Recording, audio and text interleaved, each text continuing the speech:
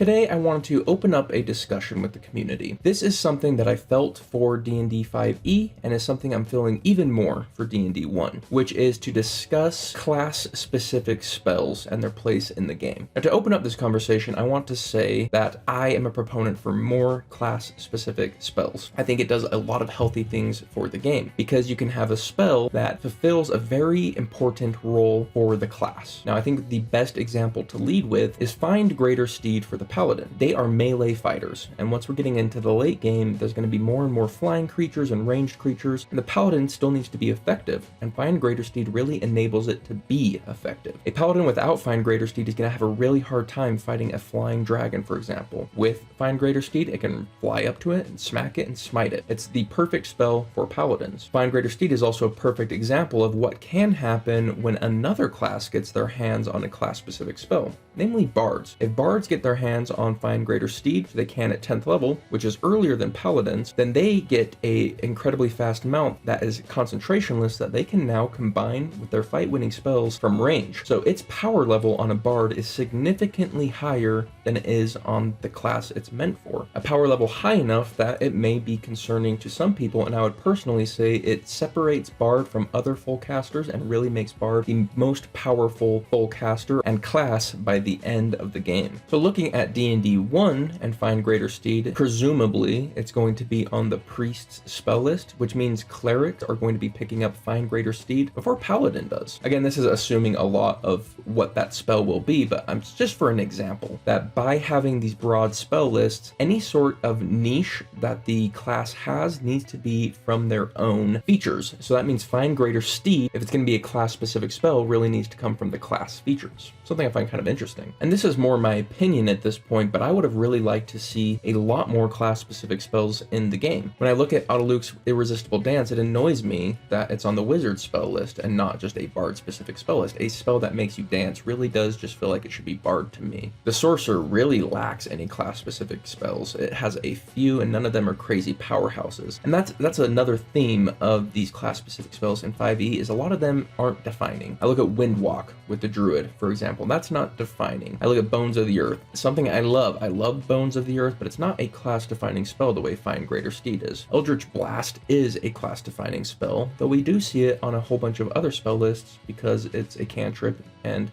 cantrips can be shared. Though I really like how Warlocks can specialize in their Eldritch Blast, meaning that a Warlock with Eldritch Blast is always going to be better than an Eldritch Knight with Eldritch Blast. I really like that. I think that's something else we could lean into instead of saying, hey, we need to have class-specific spells. Maybe what D&D 1 will do is saying, hey, we have this spell list, but these few spells you can specialize in and do something really cool and unique with. That would be one way of handling it. I think for me, this video is less about putting out a hard rule or saying, hey, it should be this way, but more just to open up a discussion. What do you guys think about these class-specific spells? How do you think they should be ran? How do you think D&D 1 should use them? Let me know in the comments down below. But other than that, I hope you have yourselves a lovely day, and I'll see you on the next one. Later.